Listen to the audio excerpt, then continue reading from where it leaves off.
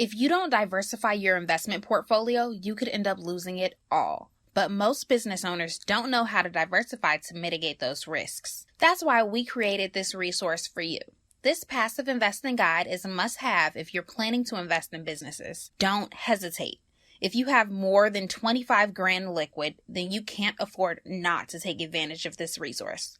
Download the 4 reasons why in 2021 you need small businesses in your portfolio now by going to www.abundantculture.co/guide.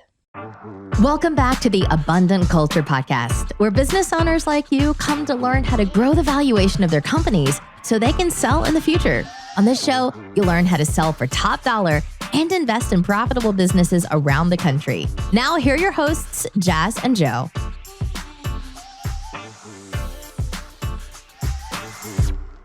Hey, it's Joe here. Welcome back to the Abundant Culture Podcast. We're so glad to have you back again this week. Have you ever sat down to read somebody else's book and by the end of it, you had so much rapport for this person that you were willing to work with them no matter what the cost was? Well, imagine doing that exact same thing for your brand and your customers. And that's exactly what we're actually going to talk about today. We're going to talk about how you can get a book professionally written for you that helps build credibility in the marketplace and actually gets sales through the door of your business, which increases the value of your company. So get ready to listen to and learn from our good friend, Laura Gale. Hi, Laura, and thank you again for coming on to the Abundant Culture Podcast. We're super excited to have you today because you and we've been trying to schedule this podcast recording call for like months now. So we're finally getting it on the book. And in this episode, we wanted to talk to you specifically about how a book could help business owners scale their businesses. But before we got into like the meat and potatoes of the episode, we have to ask you, what is your backstory? Like, give us that entrepreneurial journey. So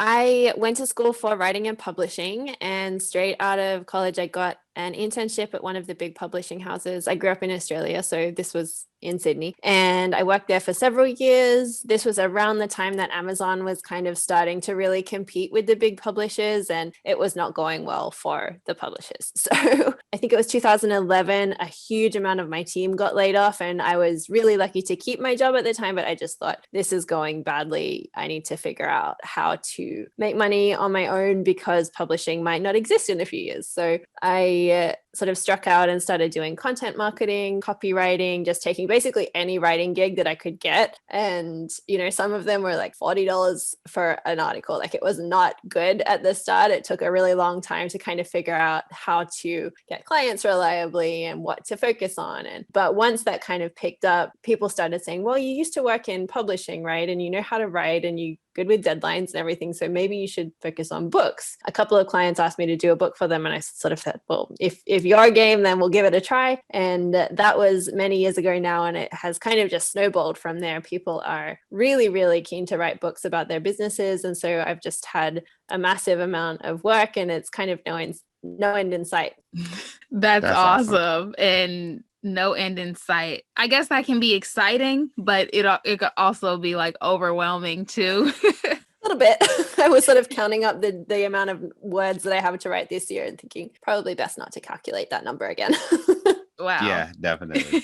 So how do you, when you're doing the ghostwriting for the business books and whatever else kind of book, how are you like distinguishing the person's voice? Like, how do you not use your own voice when you write for others? So this is always the biggest, most important question that anybody asks me when they're thinking about writing a book, because obviously their audience, their customers are going to read this book, and they want to make sure that there's a consistent experience between what they've maybe seen in their content, what they've heard on calls or webinars, and then what they're getting in the book. So I spend a lot of time just in conversation with my clients. We do hours and hours of interviews. So I spend a lot of time just listening to them and kind of absorbing their way of speaking and the type of language that they use. But there is a really kind of quantifiable way of measuring someone's voice. And it kind of comes down to 3 components. You got tone, cadence, and vocabulary. So tone is about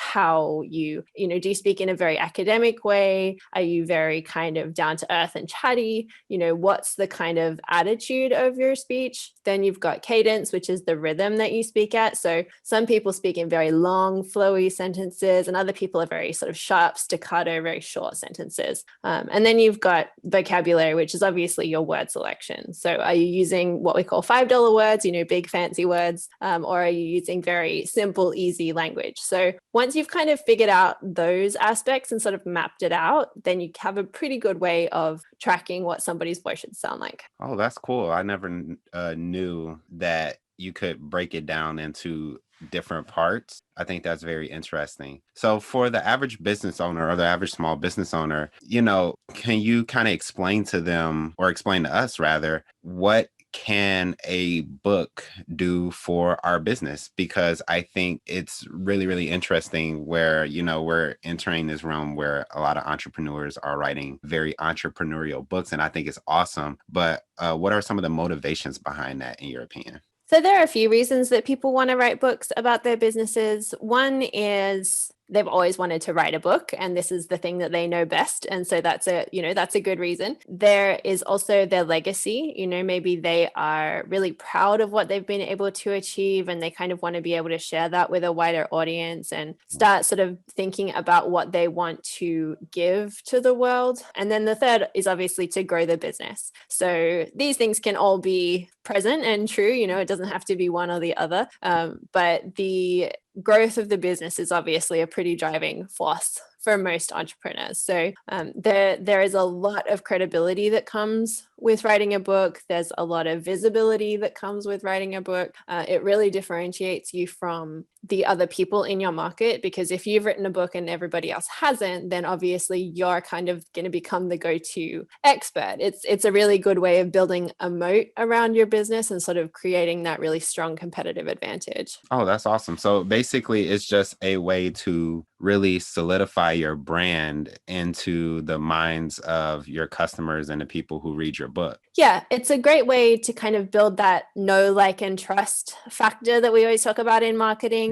Yeah. Because, if they've, especially when it's a physical book, you're there in their house with them, you're on their desk, you're on their bookshelf. They are going to see your name really regularly every time they have a problem that you are specifically solving. You're going to be the go-to person. And so it's a really good way to kind of be top of mind without constantly having to be interacting with people. I really like that point that you just made, because it reminds me of kind of like a business card, or actually a little bit better than business card, because some people throw those away. But for books, I mean, even like with me, I don't throw away books. I don't give away my books, because I like to see that I've read like this amount of books. So I want my bookshelf to be as big as possible. So I'm like constantly looking at like the titles, and then I'll look at the authors, and then it kind of just reminds me of their business. Like if I know them personally, especially, or if they like wrote a note inside of the book. So I think that is like a really great way to stay top of mind. I can definitely see that now that you just pointed that out. For sure. Yeah, it's a really tangible way of connecting with somebody as well. One of my favorite strategies is, when conferences start back up again and in-person events, if you take copies of your book with you and hand them to people when you meet them, that's a really standout experience. It's a total pattern interrupt. It's a really great way to make people remember you. I've had a huge amount of business come in from just giving people a copy of one of my books, and they don't even have to read it, right? The fact that you've written a book and that you've kind of gone to the effort and given, been a little bit generous and kind of given this away without necessarily having any expectation of what it's going to bring back to you. Mm-hmm. I think that's a really appealing it's a very unique experience for people. That's awesome. Yeah. So if somebody was thinking about going on the adventure of writing a book or getting a book written for them, let's assume that, they want to try to write it on their own. What are some of those things that somebody can do to improve their writing? Because I think it's a skill, and I think it's a skill that can be obtained, but I don't think it gets exercised a lot. So what are some of those things that you would tell somebody to do if they're thinking about personally writing a book? So the very first thing is to think about who your reader is. So like with any marketing campaign, you really want to start with kind of that avatar in mind. So who is the person, pick a specific person that you're going to write this book for. I always write it to one of my friends who's really interested in business stuff. So, pick somebody specific because that's going to focus what you talk about. And that's another kind of really key component is that we all have these huge amounts of knowledge, but not every piece of information belongs in your book. And so you really have to have a very clear thesis for what the book is going to be about. What's the very specific thing that you're trying to impart to the reader? What are they going to walk away with at the end of this book? So having that as sort of your yes/no filter, does this piece of information serve that ultimate outcome is a really important way for you to wrangle the information that you have, because otherwise you're just going to get overwhelmed trying to sort of wedge in every single thing that you know about your business. And that is very difficult reading, honestly. Most people don't need that much information. So have a clear reader, have a really clear purpose for the book, and then also think about how to communicate it in a simple way. People get really hung up making their writing very complicated. And I think the sign of good writing is simplicity, right? You don't need to have very flowery language. You don't need to have really crazy metaphors. Keep it as simple as you possibly can, and you'll probably do pretty well. If you don't diversify your investment portfolio, you could end up losing it all. But most business owners don't know how to diversify to mitigate those risks. That's why we created this resource for you. This passive investing guide is a must-have if you're planning to invest in businesses. Don't hesitate. If you have more than 25 grand liquid, then you can't afford not to take advantage of this resource. Download the 4 reasons why in 2021 you need small businesses in your portfolio now by going to www.abundantculture.co/guide. Yeah, I think those are some really good tips, especially the simplicity part. Like, I think a lot of people, and I found myself even doing this in the past, wanting to try to be more intelligent or seem more intelligent. And a lot of times you just end up losing somebody. And I think a lot of times you want to work with somebody who they're an expert in the space, but they can kind of, in a conversation with you, make you feel like you're an expert in the space by giving you that information. And I think that's a skill that not a lot of people have, in my experience. And I think it's something that if you can really hone in on, can really make you a really good figure in your space, for sure. Absolutely. And a really key component of being able to do that is understanding what I call information hierarchy. So what do people need to understand right at the very beginning of the piece of writing for everything else to make sense and for them to believe you and go along with you for the rest of the argument? So what do you need to teach them right at the very beginning and then build on gradually so that they kind of come along with you and never feel like, wait, did I miss something? Am I just not getting this? Like, that you never want a reader to have that moment of confusion or feeling dumb or feeling confused. And so making sure that you kind of bring them along with you at every new iteration of the argument is really important. Yeah. I like that. So then a follow-up question to that is, I know it maybe varies by like the different avatars, but is there kind of like a set number of key points that works well in books, maybe like 3 major talking points and then, going into it deeper? Or is there like a page limit that's kind of like, that's it, like that's golden? I mean, it would be amazing if there were one of those, but I mean, generally, there's so many different ways you can write books and so many different lengths of book, and there's not a right or wrong way. I think if you are trying to use your book as a way to really grow your business, to really build your authority, to contribute to your legacy and make your business a very credible, appealing choice for people, you don't want to write a really short, skinny book, right? You want it to feel hefty. And, when there's a bit of weight to a book, it feels important. And that's it's a silly little psychological thing, but it does factor in how seriously people take the work. So I would always aim with my clients to have about 200 pages. Obviously, you want it to be 200 pages of good information, not just fluff that you've kind of shoved in there for the sake of getting an extra page count. But if you don't have 200 pages worth of stuff to talk about, maybe there's a different format that you could consider presenting this information in. I think I would usually try to map out, say, 10 or 12 chapters. So you've got your kind of central thesis, your big idea for the book. You want to divide that into this information hierarchy. So start at the beginning and kind of become more complex as you work through the book, or sort of take them on a journey to kind of present the problem and the solution and the resolution. And so if you've got about 10 or 12 chapters, you can break each of those down into, say, 3 to 5 subcategories, and then you can kind of map out the stories and the research that you want to wedge into that, and then you can kind of smooth it. So ultimately, at the beginning, you want to have a really solid outline of the book that you can kind of just use to join the dots. You know, you never want to sit down with a blank page and sort of no idea what you're going to be writing about today. If you've got a really solid outline like this, then it becomes much easier to start meeting those page counts that you probably want. Absolutely. Great answer. I mean, I always see, probably in movies or something, people just sit down at the computer and then they just start writing. Like, Yeah, it's just that's like not how it goes. like it's like this magical aha moment, and they're like, all right, done with the book. I mean, it can be that way, but it's usually after years and years of practice. And, you know, I think when you're able to write a book like that, you've been trying to write it 4 or 5 different ways that haven't worked, and you finally hit on the one that does, and you've done so much writing that it's basically just reconfigured. It happens occasionally, but it's not realistic for most people.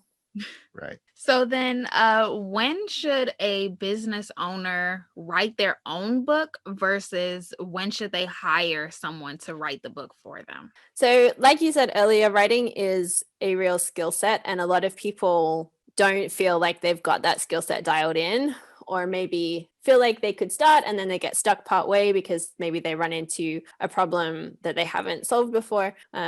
I always think, like, if you have a business and you're running a team and you've got lots of projects and, you know, you've got lots of stuff on your plate, probably you would do well to hire somebody, just like you would hire someone to do your taxes or to do any other sort of specialist role in your business. Writing is a very specific skill set, and publication is also a very specific skill set. So it can take up a huge amount of time if you are trying to do it yourself. And if you've got a full-time load already, adding this in just means it's probably not going to get done. So for some people, it's feasible. You know, if you've got, say, 2 hours, even an hour spare in a day, most days, you could probably make pretty good progress yourself, especially if you're already comfortable writing. Some people really want to write their own book. The idea of having somebody else do it just doesn't feel right to them, and that's perfectly fine. But for a lot of people, it's not the best use of their time, especially if they're at the stage where they're trying to scale their business or sell their business. There's so much other stuff going on that it just doesn't really make sense for them to be doing this. And often the end result is going to be better if a professional has done it than if you've tried to tackle it yourself in bits and pieces when you have the spare time. Absolutely. Yeah, I definitely agree with that. So then when someone does hire a ghostwriter, does it, I don't know, diminish credibility to readers? I don't think so. I mean, you don't have to acknowledge that you've used a ghostwriter. That's kind of the whole idea, that they're behind the scenes. You can if you want to, but I think in the same way that it doesn't undermine you having earned all of this money for someone else to do your taxes, it doesn't undermine all of your experience for someone else to put the words down. So like I said before, the voice is very much of the client. You know, I don't want my voice to be present in that story at all. And I don't want information from me to be present in that story at all. It's all them. So it's really, you know, my job is to be a vessel, right, between the client and the finished product. It's all their information. It's all their voice, their stories. I'm just the one putting it on the page. So it's just taking all of their information and kind of fitting it into a format that readers can access easily. So it used to be sort of looked down on to use a ghostwriter because it's like cheating. I don't think that's true, right? It's such a specific skill set, and it takes such immersive time that is just not realistic for a lot of people to do it. And it's a huge loss for those stories not to be out in the world. You know, there's so much education and so much opportunity that is created by sharing your experience that I think, who cares if it's not you that put the words on that page? It doesn't matter. The information is under your name and it's all your stuff. So I think, you know, I'm a little biased, but I don't think it matters. Yeah. And I think it's something to be said about the fact that I never seen anybody point out the difference between somebody who wrote their own book and somebody who had a book that was ghostwritten. Like, I've never heard anybody say, "Oh, I read it and it sounded like it was ghostwritten." Like, I've never Right. heard that. So since I've never heard that, it kind of seems like, whoever is doing ghostwriting, they have to be very good at it, because you can't tell just by reading the book that the person that the book is about didn't actually write it. Right. And I mean, you think about, sports stars or musicians, anybody who is in public life and has their story out in the world. They're not writing their own book. If they're a pro athlete or, a super highly awarded musician, do they have time to write a book? Like, no way. And it's not their skill set. So, I think it's fair to assume that most famous people who have books have had the book ghostwritten, and it hasn't done anything to diminish their credibility at all. Yeah, that's really cool. I always think about ghostwriting when I see I don't know if you know who this is. He's a rapper in the US. His name is Gucci Mane, and he has a recent book, and I'm like, there is no way that he wrote this. I really don't think so. But it seems like it's a good book. So I mean, who cares if he wrote it, he sat down and wrote it, or if he hired somebody? I mean, the book is out there, and that's all that matters. Yeah, it doesn't matter. I think, it's just a question of format. If he speaks all of that information, it's just as valid as if it's printed, and it's just a difference in how it's delivered. So yeah, I don't think it matters. Yeah. So what are some of the best marketing strategies for getting your book out there, getting it noticed by people, and having it turn into future business? So this is a really important, giant question. The actual process of writing a book is really only half the battle, right? So I always tell clients, you need to start marketing when we start working together. Otherwise, we've got a 6-month window that you could be marketing the book that gets missed. If you wait for publication day to start telling people that you've got a book, way too late. It's really important to start doing that as early as you can. Email marketing is obviously a great one. If you have an email list that's an engaged audience, that's ideal. What I would always say to people though is do the thing that you're good at. So if you are really great at social media, organic social media, then promote it by organic social media. If you're great at paid ads, do it by paid ads. Do the thing that you're already good at, because you don't want to be trying to learn a whole new thing while you're also trying to promote your book, right? Like, make it easy on yourself. If that channel starts to slow down over time, and it might not, then add the next thing on. But do one thing at a time, do the stuff that you're good at that's not going to add a lot of friction to this process. Obviously, word of mouth is really useful. And I think regardless of which way you choose to promote it, that's always going to be super valuable. It's worthwhile reaching out to your network to let them know that this book is coming. And if they would like to promote it, then, here's how they can do that. But yeah, do what feels good to you. Like, at this point, you're probably going to be tired and you're going to be sick of this damn book and you just want it to be done and out. So I think, make it easy on yourself, make it fun. Don't hold yourself to somebody else's crazy launch schedule. Just do what feels good. Yeah. Another thing I was kind of wondering, and this is just for me personally, because I like the idea of getting something ghostwritten. You mean I can have a book and I don't have to really write it? That sounds excellent. We're to me. all about outsourcing around here. So with that being said, one of the things I was wondering is, I was told that, the way that the person that's actually writing the book, the way that they capture your voice, your tone, and all of those different types of things is they sit down and they interview you. One of the things I was wondering, like, how long does it take for, somebody like yourself to sit down and interview somebody to get an idea of not only their story, but also how that person would deliver the story? Because I noticed that, like, there's some people write a little bit differently than they actually speak. And I feel like it would be so cool if, like, my book can almost match the way that I speak, because I feel like sometimes I have these nuances about myself that I don't necessarily let through in my writing. So how long does that process really take from somebody calling you up to basically, okay, I got a good idea about who they are now, I could actually start writing this book? So for most clients, I probably spend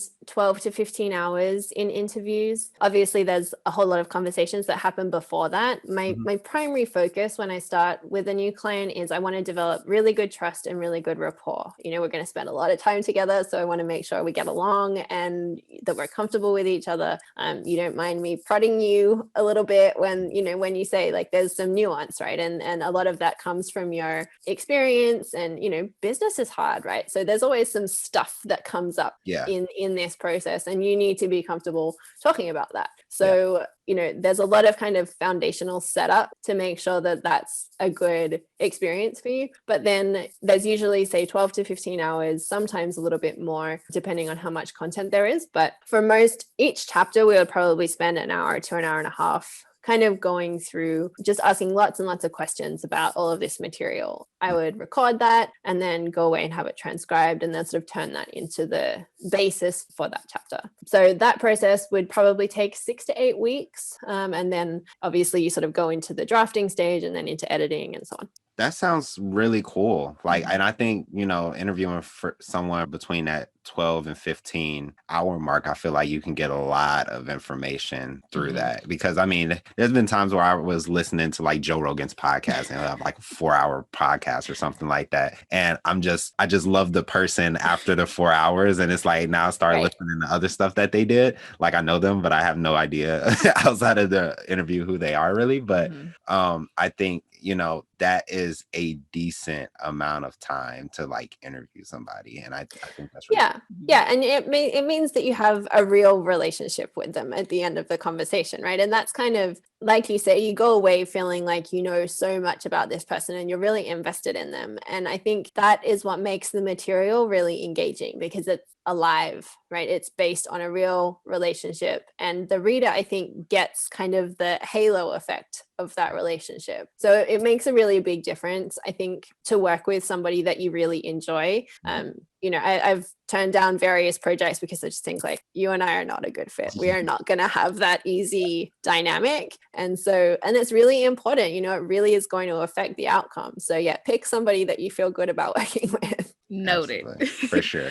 So what are like some of the costs associated with writing a book? So like, especially if they have it ghostwritten. So ghostwriters really range massively in what they charge. If you get someone who's quite new to the practice and they're kind of just starting out, then you can probably expect to pay in the $10,000 region. If you're going to get somebody who wrote, Beyonce's biography, then obviously that's going to be more in like the 100,000 range. I'm pretty squarely in the middle. I'm not working with super famous people, and that's perfectly fine. But I've been doing this a while, so I'm at that sort of mid-range there. But you've also got costs associated with cover design, formatting the book, the internal files of the book, getting it listed for publication. These are not usually huge costs, but you can expect it to add, a few $100 to $1,000 or so, just sort of the incidental costs that add up along the way. So we covered a lot during this podcast episode in such a short amount of time too. So if the listener could just walk away with one takeaway, what would it be? I think that books are within your reach.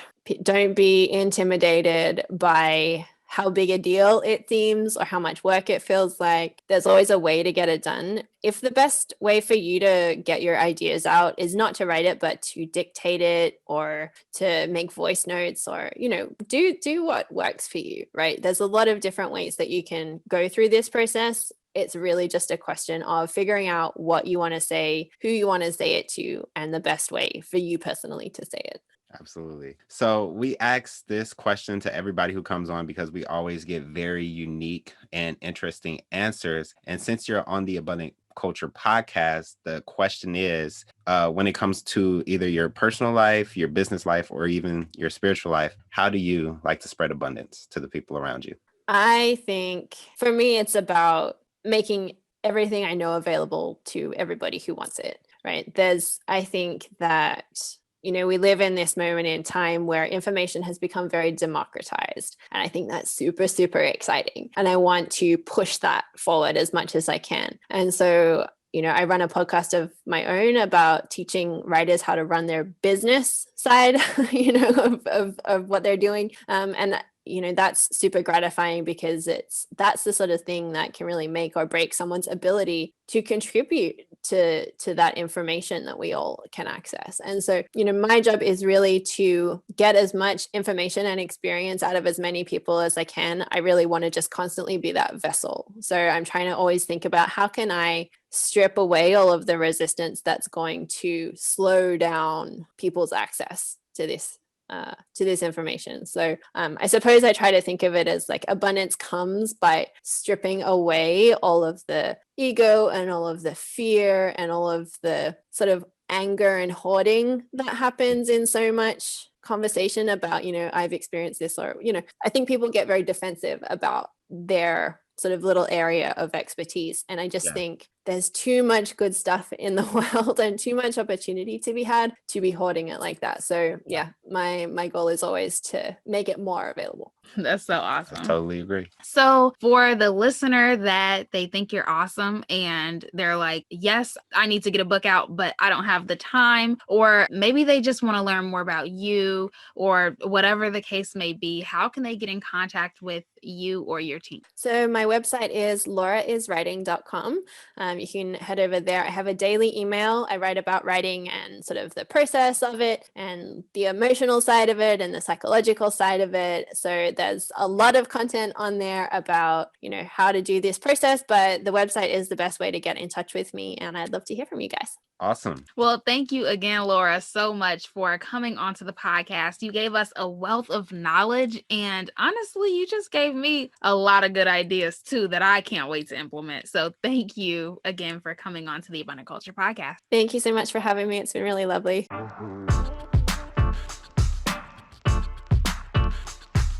Thank you for listening to the Abundant Culture podcast with Jazz and Joe. If you enjoyed this episode, make sure you subscribe, then leave an honest rating and review. And remember, we're ready to buy your business. So if you're ready to sell or passively invest in other small businesses, go to abundantculture.co for more information. We publish episodes every Friday, so we'll see you next week.